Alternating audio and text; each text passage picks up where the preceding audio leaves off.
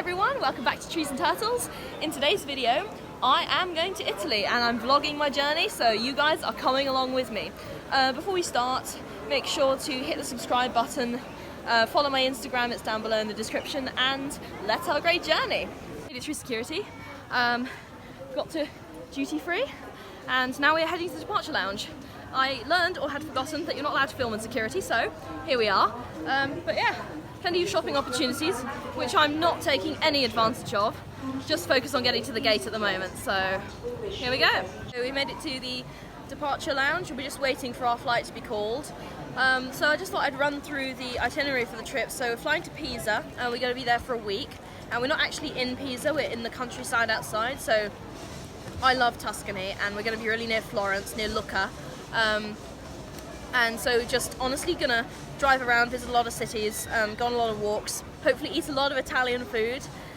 So yeah, I'm with my family. I'm gonna bring in my sister as a guest star at this point. Get in here. This is my sister, who's way cooler than me. Peace, love and pizza grease. Yeah. Anyway, so we're gonna go have some fun in Italy. She can't stop laughing. I don't know what this is.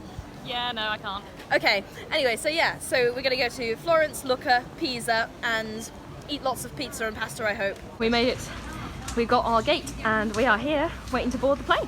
So, made it on board the plane now, so just waiting for takeoff.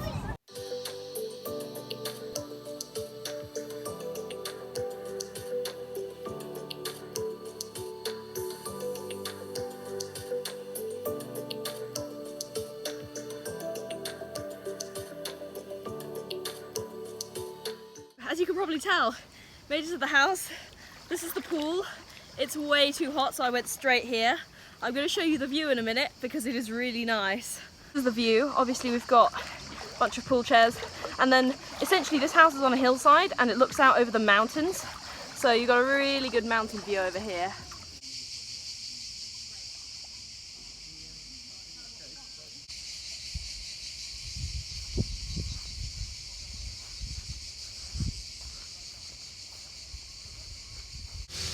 Hi everyone, welcome to day 2. Today's going to be really chill, so I'm just going to be exploring the scenery around the house and also going to be doing some shopping, so I'll take you along for that. But first I thought I wanted to show you what this place looks like in sort of broad daylight, because we didn't arrive until late afternoon, early evening yesterday, so I just wanted to show you how stunning it looks in the morning. So this is the countryside. Obviously there's a lot of hills surrounding this valley, and you can see a lot of little houses in the valley, which is where all the lights came from last night. So I'm going to take you on a little walk around and see what we can see.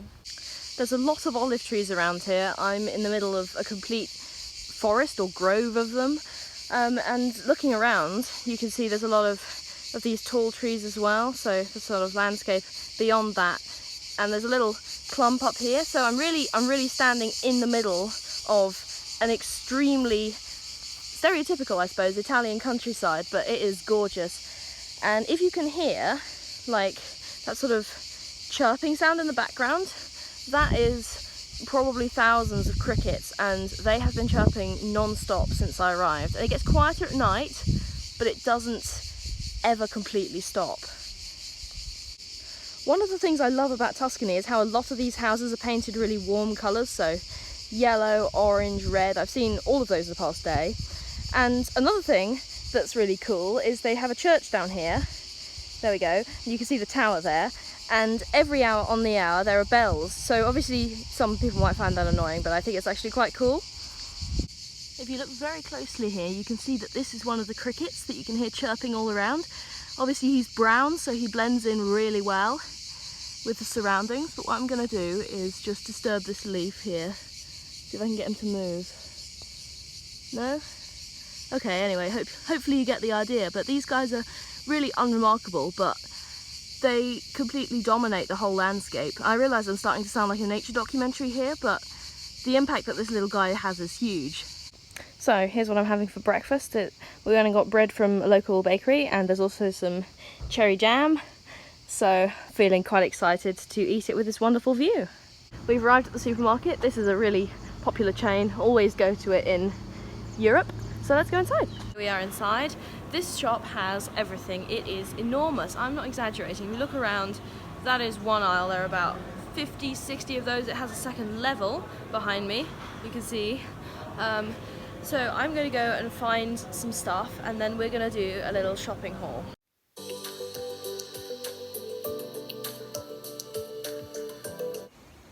Good morning, everyone. It's just about dawn, and the reason you can tell that is A, I look tired, B, some of the lights are still on in the valley. So I came up here hoping for a really good Tuscan sunrise, which is something I haven't seen for about 5 years. But unfortunately it is cloudy. So I'm going to stick around and see if anything happens in the next half an hour, but I've not got my hopes up. Nevertheless, it is really cool to be around at dawn because everything's extremely quiet. I know you can hear the crickets, but 5 minutes ago it was dead still, like dead silent, maybe a couple of birds. So my conclusion is I found the time of day when crickets sleep. But yeah, it's completely magical, there's no one about. It just feels like an almost. Anyway, I realise I'm getting sentimental about this, but it is actually gorgeous up here. I will show you the sunrise if anything happens.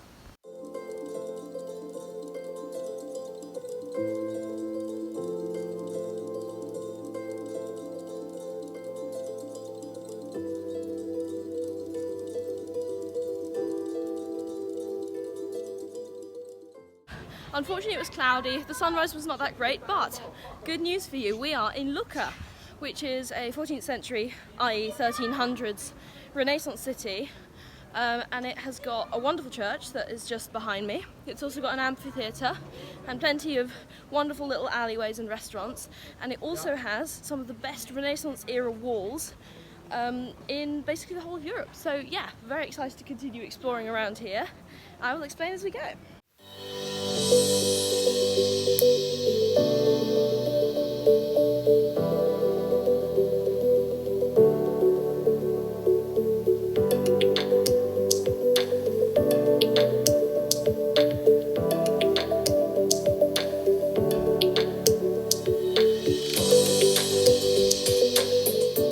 I'm on top of one of the most interesting towers in the whole of Lucca, which actually has trees growing out of the top, so I'll show you. And this can be seen across the city, and it provides amazing panoramic views of the city. I'm going to find out what the proper name of this tower is later on, I'll put it on screen, but yeah, the climb was a bit anxiety inducing because it's basically this long sort of ladder type thing that goes round the inside of the tower, but once you're up here, the view is amazing, so I'm going to show you that now.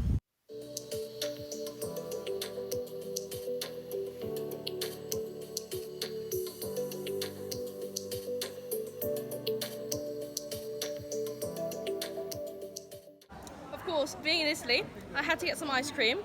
So I went to this gelateria where you actually pay by weight. So you basically put stuff in a cup and then they weigh it at the till and then you pay how much it weighs. So as much as you can get in the cup basically. So I got the passion fruit and lemon with some meringue topping. I really recommend it actually. I'll put if they have a website, I'll put it in the description. Okay, so the final thing we're going to do in Lucca today is walk along the city walls. So obviously these are really historic. They date from the Renaissance, and you can see basically all of the city as well as outside the city from them. And very structurally sound, they've held up for centuries and centuries. So what we're going to do is walk along the walls. As you can see, they contain both foot traffic and actual traffic. So very versatile, serving the city in a lot of ways. And also gorgeous because you can see the trees and fantastic views from the walls. Hi everyone, welcome back. Today we're going to be visiting two castles, or ruins, remains of castles, in the sort of countryside in and around where we're staying. So we're going to drive to one first, walk to it. That's a ruined tower, and there are apparently some really nice views from the sort of little hill on which it stands. And then the second one we are going to drive to is in a small village, and hopefully we're also going to get some lunch there, so stay tuned for that.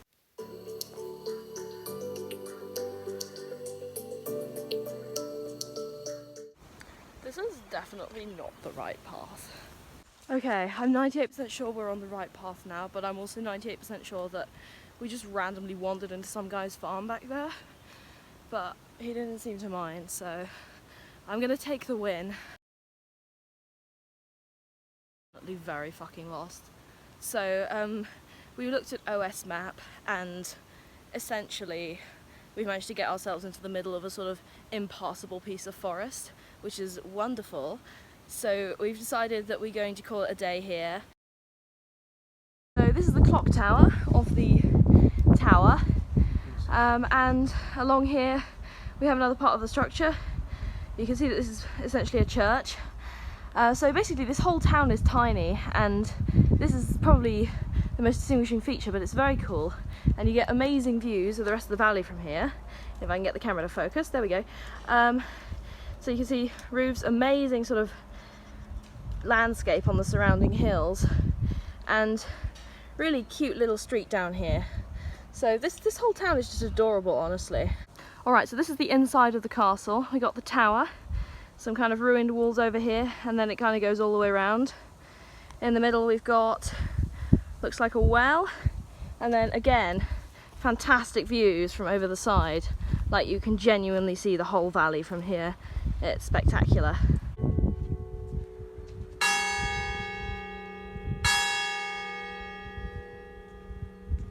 This cat was considerably less chill than the last one. It obviously didn't like us. After yesterday's rain and confusion, today I am in Florence, and we're going to be visiting the Duomo, which is just up ahead, the Ponte Vecchio, hopefully, and we're also going to be getting some pizza. So I have been here once before in 2018, but that's like 5 years ago, so I'm excited to see how the city has changed since then.